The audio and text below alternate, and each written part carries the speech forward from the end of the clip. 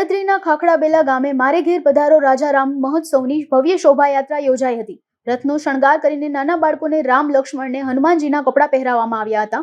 આ શોભાયાત્રામાં ખાખડાબેલા નંબર 2 અને 6 ના ગેટેથી નાના બાળકો, યુવાનો અને વૃદ્ધોએ રાસ ગરબા રમીને ઉત્સવનો ભાગ લીધો હતો। ખાખડાબેલામાં મેલડી માતાજીના મઠ સુધી પહોંચી શોભાયાત્રાએ વિરામ આપવામાં આવી હતી।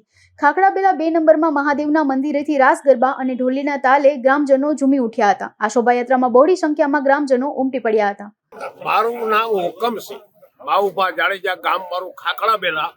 એમાં જે કાંઈ રામચંદ્ર ભગવાનનો આ રથ આવ્યો છે એ અમારું ખાખડાબેલા ગામ આખું એટલું બધું હરખેથી એનું સામયું કરે છે ને અમારા ભગવાન માતાજી, બાસાપુરા હનુમાનજી દાદાના મંદિર સુધી જવાના છે।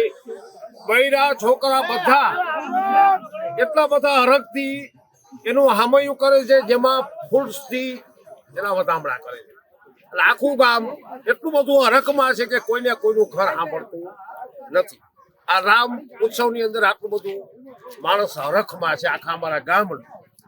જય શ્રી રામ। આજે હજારો વર્ષો પછી અયોધ્યામાં આપણા ભગવાન શ્રી રામની પ્રાણ પ્રતિષ્ઠા થવા જઈ રહી છે અને ભવ્યથી ભવ્ય મંદિરનું ઉદ્ઘાટન થવા જઈ રહ્યું છે।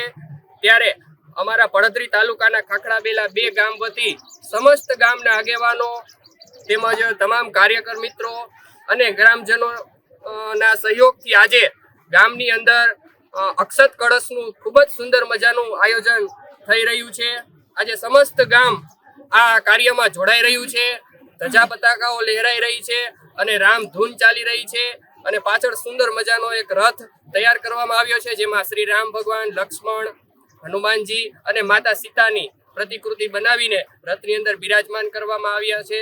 તો આ સુંદર મજાના ધાર્મિક કાર્યક્રમમાં આપણે સૌ સહભાગી બનીએ તે બદલ આપ સૌનો ખૂબ ખૂબ ધન્યવાદ, આભાર। ખાખડાબેલા 1 અને ખાખડાબેલા 6 માં રામ રથ યાત્રાનું સ્વાગત કરવામાં આવે છે। બંને ગામના લોકો ઉત્સાહથી જોડાયેલા છે। બંને ગામ જાણે અયોધ્યા બન્યું હોય તેવું લાગતું હતું। ગામના બાળકો રામ, સીતા, હનુમાન, વાનરોનું રૂપ ધારણ કર્યા હતા। ગામ ભક્તિમન બન્યું હતું। આ રથયાત્રામાં 500 થી વધારે લોકો જોડાયેલા હતા। Reporter Dharmendrasinh Jadeja, Abtak news.